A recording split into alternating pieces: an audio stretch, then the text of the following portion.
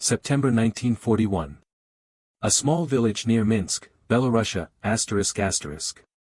The house stood at the edge of the village, where the forest began its slow march toward Moscow. 3 rooms, whitewashed walls, a garden that once grew vegetables. Before the war, it had belonged to a schoolteacher. Now it belonged to whoever needed shelter from the rain, from the cold, from the advancing front that had already swallowed half of Europe. Inside, a woman worked by candlelight. Her name was Yelena Vasilyevna Mazanik. 32 years old. Trained as a nurse in Minsk before the war. Dark hair pulled back from a face that had learned not to show too much expression. Her hands moved quickly, methodically, wrapping a bandage around a soldier's arm. The wound was infected. She could smell it before she saw it. The soldier was German. 19, maybe 20 years old. He'd been hit by shrapnel 3 days ago during a partisan ambush. His unit had left him behind when they retreated. Someone from the village had found him in a ditch, unconscious, and brought him here. To Yelena. Because everyone knew she would help. She didn't speak German. He didn't speak Russian. But pain requires no translation.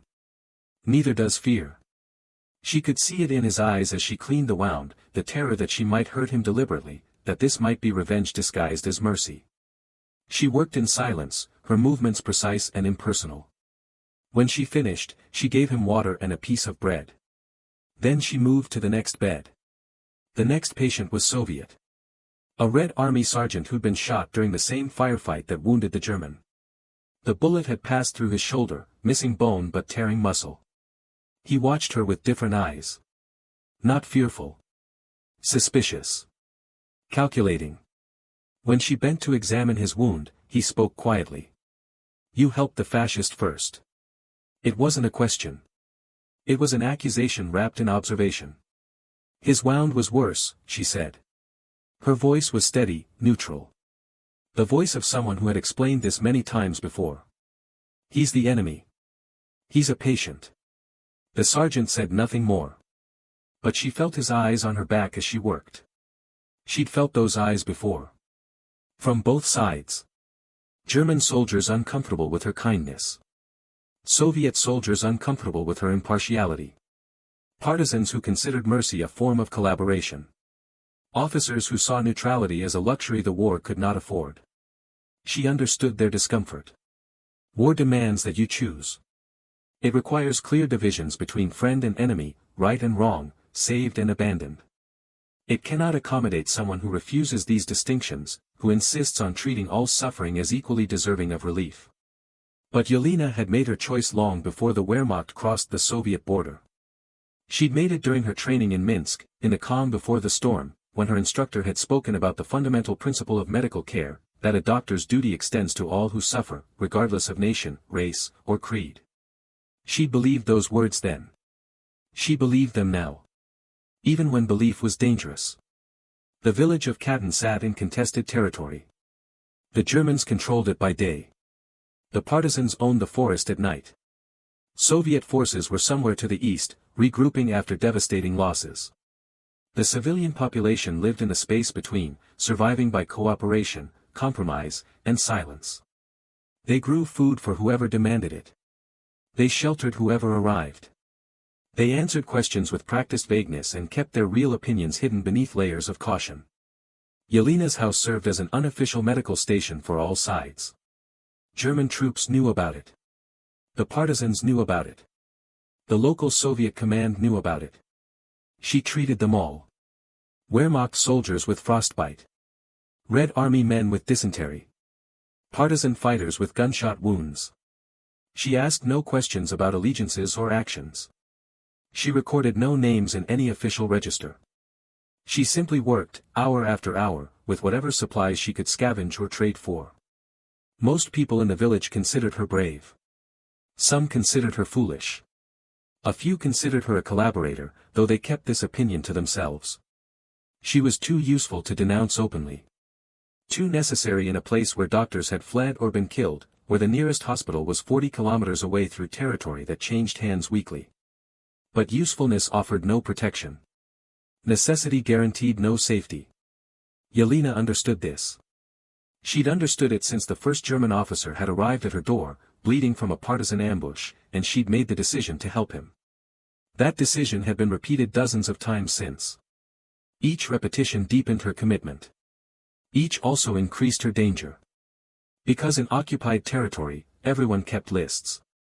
The Germans kept lists of partisan sympathizers. The partisans kept lists of collaborators. The NKVD kept lists of everyone. And Yelena's name appeared in all of them, marked with different meanings depending on who was writing. To the Germans, she was useful but suspect. To the partisans, necessary but compromised. To Soviet intelligence, an ambiguous figure whose actions could be interpreted as heroism or treason depending on how the war ended. She knew this. The knowledge lived in her stomach like cold stone. But she kept working. Because the alternative was to choose. To decide that some suffering deserved relief and some did not. To accept that nationality determined whether a wound should be cleaned or left to fester. To embrace the logic of war completely. She could not do that. Would not. Even when it meant living with the weight of everyone's suspicion. Even when it meant both sides watched her with the careful attention reserved for potential traitors. The candle burned lower. Outside, autumn darkness settled over the village. Somewhere in the forest, men with guns moved through the trees, planning ambushes and reprisals. In the house, 2 wounded soldiers lay 6 feet apart, separated by language, uniform, and ideology. United only by pain and the presence of a woman who refused to distinguish between them. Yelena finished her work and stepped outside. The air was cold, carrying the smell of wood smoke and distant rain. She could hear dogs barking in the village. Somewhere, a woman was singing a lullaby in a voice thin with exhaustion. The war pressed down on everything, distorting ordinary sounds into reminders of danger. She thought about the sergeant's accusation. You helped the fascist first. It wasn't the first time she'd heard such words. It wouldn't be the last. Each time, they carried the same implicit question, whose side are you on? She had an answer, but it was one that satisfied no one. She was on the side of the wounded. The sick. The dying. She served no flag, no ideology, no nation. Only the human body in its vulnerability. Only suffering and the obligation to reduce it. In peacetime, this position had been noble, even admirable. Medical neutrality. The sanctity of care. The physician's ancient oath to do no harm. But war transforms nobility into naivety. It redefines duty. It demands that you declare allegiance and punishes those who claim to stand apart. Yelena knew the punishment was coming. She'd known it for months. She could feel it in the way people looked at her, in the questions that were asked too casually, in the silences that followed certain conversations.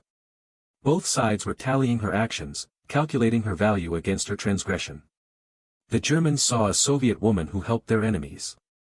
The Soviets saw a Soviet woman who helped their enemies. The fact that she helped both sides equally made her crime symmetrical but offered no absolution. In war, equal treatment of all is not neutrality.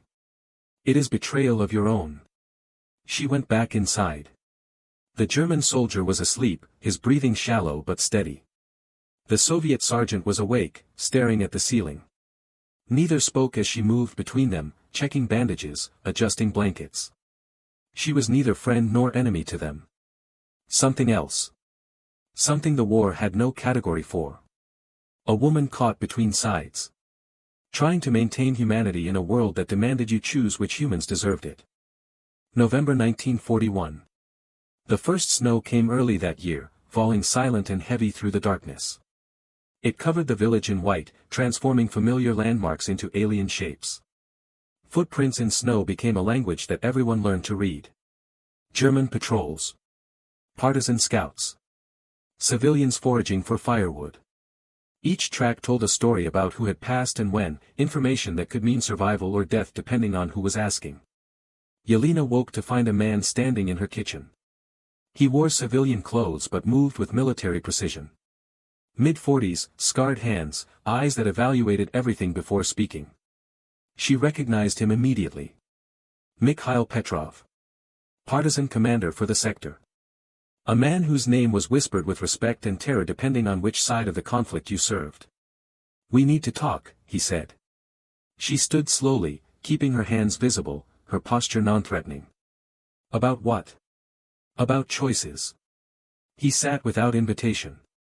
From his coat, he produced a list. Handwritten names. She saw her own near the top. Beside it, a notation in neat Cyrillic, provides medical care to German occupiers. This is what the NKVD sees, Petrov said. His voice was matter-of-fact, neither hostile nor friendly. A Soviet citizen who collaborates with fascists. I'm a nurse. You're a Soviet citizen. That comes first. Medical ethics come first. Medical ethics. He said the words slowly, tasting them like something foreign. We're fighting for survival. The Germans burn villages, execute civilians, starve prisoners. And you talk about medical ethics. Someone has to. He studied her face, looking for something. Conviction, perhaps. Or weakness. You know what they do to collaborators. It wasn't a threat. Just a statement of fact. They both knew the answer. Public execution. Sometimes quick, sometimes deliberately slow. A message to others who might consider cooperation with the enemy. I've treated partisan fighters, she said. Dozens of them. I've hidden wounded men from German patrols. I've lied to officers about who was in my house. If that's collaboration, the word has no meaning. You've also treated German soldiers. Healed them so they can return to killing us. I've healed anyone who needed it. That's the problem. The conversation circled like this for an hour. Petrov wasn't trying to threaten her. He was trying to understand her. To find the logic in what appeared to him as profound moral confusion. How could someone hate the occupation but help the occupiers? How could someone support the Soviet cause but refuse to discriminate between Soviet and German wounded? Finally, he stood. You should leave, he said. Go east. Find a Soviet hospital. Treat our people. And the Germans I turn away. They'll die. Yes. That makes me complicit in their deaths. War makes everyone complicit in something. He moved toward the door, then paused. I won't inform on you. But others will. The NKVD is watching. The Germans are watching. You're walking a line that doesn't exist, and when you fall, both sides will claim you. After he left, Yelena sat in the kitchen until dawn. The snow outside turned pink with early light, beautiful and indifferent. She thought about his words. About the line that doesn't exist. About falling. He was right. She knew it. She'd known it since the war began. There was no neutral ground in this conflict. No space for those who insisted on treating all suffering equally. The territory she occupied, moral, ethical, practical, was shrinking daily, compressed between advancing armies and hardening ideologies. But leaving meant choosing. It meant accepting that German wounded should die while Soviet wounded lived. It meant embracing the war's fundamental logic, that some lives matter and others do not, determined not by individual guilt or innocence but by the uniform they wore. She couldn't do it. The refusal was deeper than principle. It was something foundational, built into who she was. She'd become a nurse because she believed in the sanctity of care, in the obligation to reduce suffering wherever encountered. That belief couldn't be suspended because governments declared war. If anything, war made it more essential, not less. So she stayed. And the transformation happened slowly, almost imperceptibly, like snow accumulating one flake at a time until suddenly the world is buried. It began with small compromises. A German doctor visited one afternoon, accompanied by 2 armed soldiers. He'd heard about her work. He wanted to inspect her facility, ensure she was maintaining proper standards. It was presented as professional courtesy. She recognized it as surveillance. She showed him everything. The beds, the supplies, the bandages she'd washed and reused because new ones were impossible to obtain. He nodded approvingly. Professional to professional. Then he asked about her patients. How many Soviet wounded are you currently treating? 3. And German? 4. I see. He made a notation in a small book. The Reich appreciates your impartial care of wounded soldiers. Something about the phrase made her stomach tighten. I'm not doing it for the Reich. Nevertheless. He smiled. We may send more wounded here. You have a reputation for discretion. After he left, she understood what had happened. She'd been categorized. In German military records, she was now officially listed as cooperative. Someone who could be relied upon. They would send her their wounded. They would protect her from partisan attacks. They would give her additional supplies to ensure she could continue working. And in accepting these things, the patience, the protection, the supplies, she would become exactly what the partisans accused her of being. A collaborator. 2 weeks later, a partisan fighter arrived at midnight, bleeding from a stomach wound. She worked on him for hours, knowing the surgery was beyond her limited training but having no alternative. He survived. When he was strong enough to move, Petrov himself came to collect him. Thank you, the commander said. Simple words, but weighted with meaning. The partisan network would remember this. She'd saved one of their own. It bought her a degree of protection from their reprisals. But it also marked her. The Germans would learn about it eventually. They always did. Someone would talk, deliberately or accidentally. And when they learned that she'd treated partisan fighters, that she'd concealed their presence from German patrols, that she'd sent them back into the forest to fight again. She was caught in a mechanism of mutual dependence and mutual suspicion. Each side needed her services. Each side suspected her loyalty. Each act of mercy toward one was viewed as potential betrayal by the other. She'd become a chess piece in a game where both players wanted to control her movements but neither fully trusted her allegiance. The transformation was complete when she realized she'd stopped thinking about sides altogether. She no longer saw German or Soviet when wounded men arrived. She saw only injuries, symptoms, prognosis. The war had reduced people to their biological facts, and in that reduction, she'd found a terrible kind of peace. Her mind had adapted to function in a moral vacuum. Questions about who deserved care had become irrelevant, replaced by purely medical calculations. Who was most critically wounded? Who could be saved with available resources? Who would die regardless of intervention? These questions had answers. They could be decided by training, experience, observation. The other questions about justice, loyalty, national duty, had no answers she could accept. So she'd stopped asking them. March 1942. Spring arrived with unusual warmth, melting snow into rivers of black mud that swallowed boots and made roads impassable. The thaw created a brief pause in military operations. Both sides used it to consolidate positions, resupply, prepare for renewed offensives. In this temporary stillness, consequences began crystallizing like ice forming on standing water. The German officer arrived on a Tuesday. Major Klaus Richter. Wehrmacht Medical Corps. He wore wire-rimmed glasses and spoke Russian with a heavy accent but reasonable fluency. He'd been a surgeon in Leipzig before the war. Now he coordinated field hospitals for the entire sector. Frau Mazanik, he said, using the German honorific. We have a problem. She waited. Experience had taught her that silence was safer than premature response. You treated a Soviet partisan last month. A fighter named Volkov. He had a stomach wound. I treat everyone. Yes. This is well known. He removed his glasses, cleaned them with a handkerchief. Volkov recovered. He returned to his unit. Last week, he killed 3 German soldiers in an ambush. The kitchen was very quiet. Outside, crows called from the forest. Their voices sounded like mockery. You saved him, Richter continued. Your skill allowed him to return to combat. Where he killed German men. Men who had families.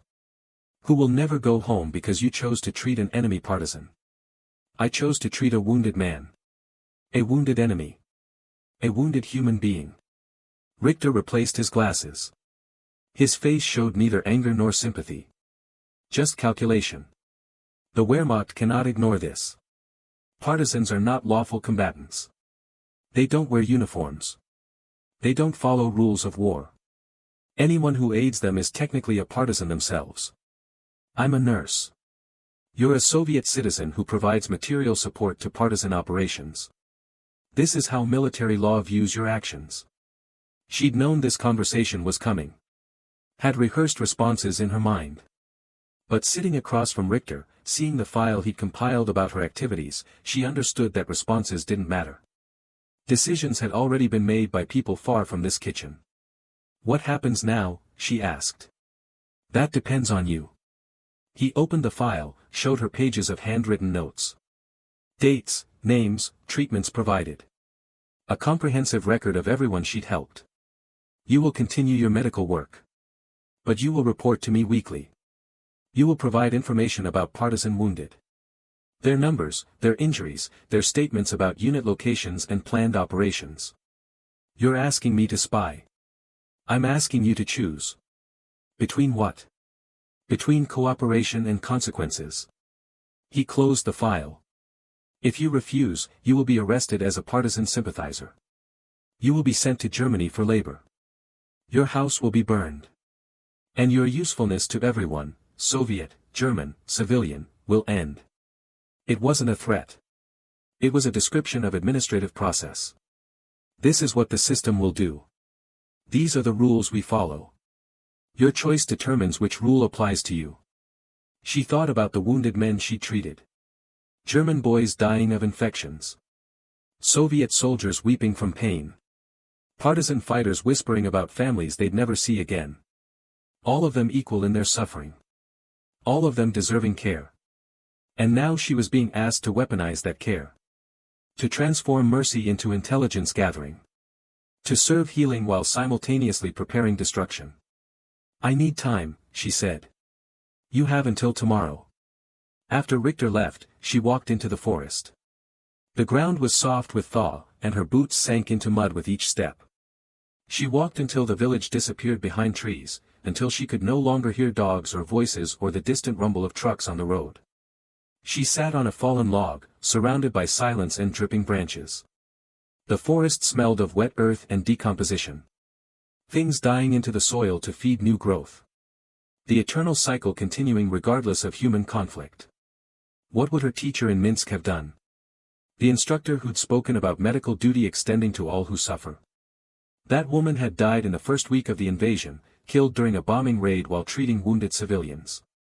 She'd never faced this choice. She died believing in principles that the war had revealed as beautiful but catastrophically insufficient. Medical ethics said treat everyone. International law said don't aid the enemy. Soviet loyalty demanded sacrifice for the motherland. Human conscience whispered that suffering was suffering regardless of flag. And caught between these competing imperatives was one woman with limited training, no authority, and a choice that would destroy her regardless of what she decided. If she cooperated with Richter, she became a traitor. The partisans would execute her. The NKVD would hunt her family. Her name would be remembered with contempt by people who understood nothing about impossible positions and unsolvable dilemmas. If she refused, the Germans would arrest her. She'd be sent to a labor camp or executed as a partisan. Her medical work would end.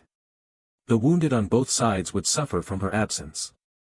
And someone else would take her place, someone who perhaps lacked her scruples about treating everyone equally.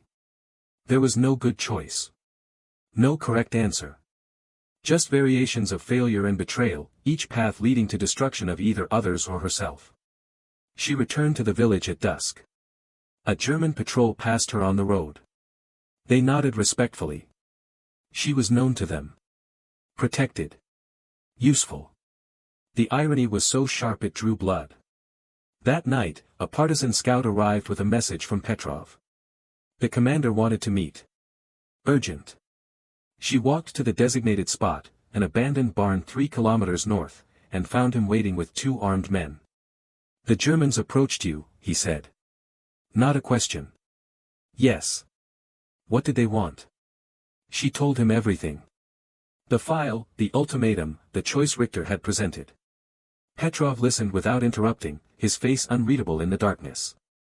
And your answer? He asked when she finished. I haven't given one. But you will. Yes. He was quiet for a long moment. If you cooperate with them, we'll kill you. You understand this? Yes. If you refuse them, they'll arrest you. They might execute you immediately. More likely they'll send you to Germany. I know. So you're dead either way. He said it clinically, as if discussing an interesting medical diagnosis. Unless you come with us. Join the partisans officially. We'll hide you. Protect you. You can treat our fighters without pretense. And German wounded?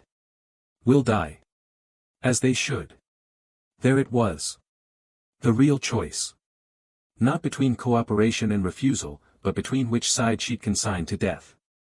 The Germans demanded she betray the Soviets. The partisans demanded she abandon the Germans. Both presented their demands as moral imperatives. Both called their requirements justice. I can't choose, she said. You already have. You've been choosing every day. You've treated both sides equally. You just don't want to admit what that choice means. He was right. Her neutrality wasn't actually neutral. It was a position, a stance, a choice with consequences. By refusing to discriminate, she created a situation where eventually everyone would demand she do exactly that. And her continued refusal would be interpreted by all sides as betrayal of their particular cause. She'd built a house of cards on the fiction that individual medical ethics could exist apart from collective political reality. The war had finally knocked it down. Now she stood in the rubble, forced to pick a side or die trying to remain above the conflict. Give me one more day, she said. Petrov nodded. After that, we assume you've made your choice. And we'll act accordingly. April 1942. She made her choice on a morning when frost still silvered the grass despite the calendar claiming spring. The choice was neither heroic nor redemptive. It was simply the only option her conscience could accept, knowing full well it would satisfy no one. She went to Richter and told him she would not cooperate. She would continue treating wounded regardless of side, but she would not report on partisan activities, would not gather intelligence, would not transform healing into a weapon for either army. His response was administrative. Arrest papers signed, executed with the same mechanical efficiency he'd brought to their previous conversation. 2 soldiers took her to a converted schoolhouse that served as Wehrmacht headquarters. She was processed, photographed, fingerprinted. Her belongings were confiscated. She was given a prison number. Before they took her away, Richter spoke once more. You know, he said, I believe you're sincere. You actually think medical care should transcend politics. It's an admirable position. Also completely foolish. Perhaps. The world doesn't work the way you want it to. War requires that we choose sides. Then war is wrong. He looked at her with something that might have been pity. Of course it is. But stating that doesn't make it stop. You could have done more good by compromising. Or more harm. Perspective determines which. He closed her file. You'll be sent to Germany within the week. Labor allocation. You're young, healthy. They'll find use for you. But she never reached Germany. 3 days later, partisan forces attacked the convoy transporting prisoners west. It was a coordinated ambush, mines on the road, machine gun fire from the forest, grenades thrown into trucks carrying guards. The battle lasted 17 minutes. When it ended, most of the Germans were dead and the prisoners scattered. Yelena ran with the others, stumbling through trees, expecting bullets in her back at any moment. She ran until her lungs burned and her legs trembled, until she could run no further. Then she collapsed against a tree, gasping, certain she was about to die. But death came for someone else. One of the freed prisoners, a young Soviet soldier, had been shot during the ambush. He lay on the forest floor, bleeding from a severed artery in his leg. Other escapees had fled without stopping. He would bleed out in minutes without intervention. She knelt beside him. Her medical bag was gone, confiscated during arrest. She had nothing. No supplies. No instruments. Just her hands and whatever knowledge remained when stripped of equipment. She used her headscarf as a tourniquet. Tied it above the wound with a stick for leverage, twisting until the bleeding slowed. The soldier screamed.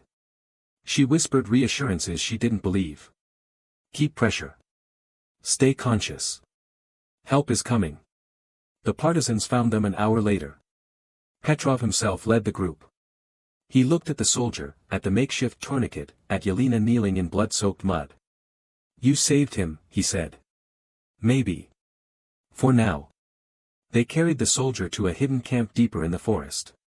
Carried Yelena too, though she insisted she could walk. The camp was crude, dugouts covered with branches, cooking fires kept small to avoid detection, weapons stacked under tarps. 50 men and 3 women, living like animals to fight like soldiers. She worked through the night. The partisan unit had accumulated wounded they couldn't treat properly. Infections. Untreated fractures. Shrapnel wounds gone septic. She did what she could with minimal supplies and fading strength. By dawn, 3 men would live who might have died. It wasn't much. But it was what her hands could accomplish in 12 hours of darkness. Petrov came to her as morning light filtered through the trees. "You can stay with us," he said. "Be our medical officer. We need someone with your skills." "And the German wounded?" "There are no German wounded here. But there will be. Somewhere. In some other place. And someone will need to treat them." He sighed. "You still don't understand." "I understand perfectly. You want me to accept that some suffering deserves relief and some doesn't. I can't do that." "Then what will you do?" She didn't have an answer. The question had no answer. She'd refused both sides and satisfied neither. She'd maintained her principles and accomplished nothing except her own marginalization. The Germans would hunt her as an escaped prisoner. The Soviets would suspect her as a former German captive. The partisans would tolerate her presence but never fully trust her politics. She'd achieved perfect ideological homelessness. Belonging nowhere. Trusted by no one. Maintaining moral purity at the cost of practical effectiveness. The war continued around her. Offensives and retreats, battles and massacres, the slow grinding progress toward someone's version of victory. She moved with the partisan group, treating their wounded, never speaking about the impossibility of her position. They accepted her presence because she was useful. She accepted their acceptance because there was nowhere else to go. The village of Khatyn was destroyed in March 1943. German forces, retaliating for a partisan ambush, herded all 149 residents into a barn and burned them alive. Men, women, children. Everyone. The village that had survived by careful neutrality, by cooperating with whoever held power, by trying to exist apart from the conflict. Gone. Yelena heard about it from a partisan scout. The man recited facts, number of dead, method of killing, reason for reprisal, with the flat effect of someone reporting weather. She listened without speaking. What was there to say? Her old house was ashes. Her patients were bones. The impossible position she tried to maintain had been incinerated along with everything else. She wondered if the German boy she treated, the one with the infected arm, had been part of the unit that destroyed the village. She wondered if the Soviet sergeant, the one who'd questioned her loyalty, had survived long enough to learn what happened. She wondered if any of her choices had mattered at all, or if the war had always been going to consume everything regardless of who she helped or refused to help. That night, she sat alone at the edge of the partisan camp, listening to men sing drinking songs around a fire they couldn't risk making larger. The songs were cheerful, defiant, full of certainty about eventual victory and the righteousness of their cause. She listened and said nothing. Because what she'd learned in 2 years of impossible choices was that certainty was a luxury she could no longer afford. The war ended in May 1945. Soviet forces took Berlin. Hitler committed suicide. Germany surrendered. Yelena survived. The survival felt neither triumphant nor deserved. It simply was. A fact requiring no interpretation. After the war, the NKVD investigated her activities during the occupation. The interrogations lasted weeks. They wanted to know why she'd helped Germans. Why she'd been arrested by Germans. Why she'd escaped. Why partisan commanders had vouched for her. The questions circled like vultures, looking for carrion. Looking for guilt to name and punish. In the end, they released her. Insufficient evidence of collaboration. But insufficient evidence of loyalty too. She was placed in a category the Soviet bureaucracy had created for ambiguous cases, politically unreliable. It meant no teaching positions. No work in hospitals. No positions of trust or authority. It meant existing at the margins of Soviet society, forever marked by suspicion that could never be fully disproven. She worked as a clinic assistant in a village outside Minsk. Menial labor. Sterilizing instruments. Changing bedpans. The head physician, a party loyalist, watched her constantly. Looking for signs of disloyalty. She gave him none. She worked silently, efficiently, without complaint. A ghost haunting her own profession. At night, she thought about the wounded. German and Soviet. The ones she'd saved. The ones she'd failed to save. The ones she'd never had the chance to try. She wondered if any of them remembered her. If the German boy with the infected arm thought about the Russian woman who treated him without hatred. If the partisan fighter with the stomach wound understood what she'd risked by helping him. Probably not. War devours memory along with everything else. The dead are forgotten. The living move on. Only those caught between retain the burden of remembering what was lost when everyone was forced to choose sides. She died in 1969, at age 60. A quiet death. Pneumonia that progressed despite treatment. She was buried in a civilian cemetery outside Minsk. No military honors. No recognition of service. Just a name on a stone and a date marking the end of a life spent trying to serve humanity in a world that demanded you serve only your nation. The village of Khatyn is now a memorial. Tourists visit to see the reconstructed barn, the bronze statues, the eternal flame honoring the massacred. They take photographs. They feel appropriate emotions. They leave believing they've understood something about the war. But they don't ask about the woman who tried to heal everyone. They don't know her name. History doesn't remember those who refused to choose, who insisted on seeing suffering without seeing sides, who maintained moral positions that satisfied no ideology and served no useful political purpose. Yelena Vasilyevna Mazanik treated German wounded and Soviet wounded with equal care. She refused to let nationality determine who deserved mercy. She maintained this position knowing it would destroy her. And it did. That's the story. A woman caught between sides. Paying a terrible price for refusing to accept that some suffering matters more than others. Trying to preserve humanity in a conflict that demanded she abandon it in favor of national loyalty. She saved dozens of lives. Perhaps hundreds. German and Soviet. Enemy and ally. She asked nothing in return except the freedom to continue working. That freedom was denied by both sides. Both claimed her impartiality was actually betrayal. Both punished her for refusing to embrace their version of justice. In the end, the war took everything from her. Her profession. Her home. Her reputation. Her ability to practice the principles she believed in. It left her alive but erased. Surviving without having the satisfaction of knowing her survival meant anything. Some would say she was naive. That war requires difficult choices and she refused to make them. That her insistence on treating all wounded equally was a moral luxury the war could not afford. That practical good requires occasional cooperation with practical evil. Others would say she was right. That maintaining humanity amid inhumanity matters more than strategic advantage. That some principles cannot be compromised without losing what makes us human. That her refusal to choose sides was the only truly moral position available in an immoral situation. Both interpretations miss what mattered to her. She wasn't making philosophical statements or taking political positions.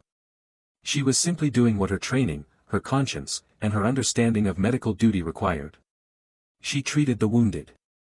All of them. Equally. Because to her, they were all equal in their suffering. The war disagreed. The war said suffering has a nationality. That pain deserves relief or doesn't depending on whose flag you serve. That mercy can be political betrayal. That neutrality is impossible and attempting it is condemnable. The war was stronger than she was. It always is. But she refused to surrender what it demanded. Even when refusal meant destruction. Even when everyone told her she was wrong. Even when both sides punished her for maintaining a position they found incomprehensible. A nurse who treated both sides. Who paid a terrible price. Not for any clear crime or obvious sin. But for insisting, against all evidence to the contrary, that the war should not determine who deserved compassion. She was destroyed for being impartial in a world that demanded partiality. For maintaining conscience in a conflict that required conscience be suspended. For believing that some things, mercy, healing, basic human dignity, should exist apart from politics. The war proved her wrong. It consumed her as thoroughly as it consumed the village of Khatyn. Left nothing but ruins and the question that haunts all such stories. Was she right? There is no answer. Only the echo of that question in a world that still demands we choose sides. Still insists that some suffering matters more than others. Still punishes those who refuse to embrace its necessary cruelties. Yelena's story offers no resolution. No redemption. No triumph of principles over pragmatism. Just a record of one woman who tried to maintain humanity in inhumane circumstances and was destroyed for it. That destruction is her legacy. Not the lives she saved. Not the principles she defended. But the demonstration of what happens when individual conscience confronts collective violence. The conscience loses. Always. But something in the attempt, something in the refusal to accept what should not be accepted, remains. Echoing. Waiting. For anyone willing to listen to stories about people who chose mercy over wisdom and paid the price that mercy demands in times of war.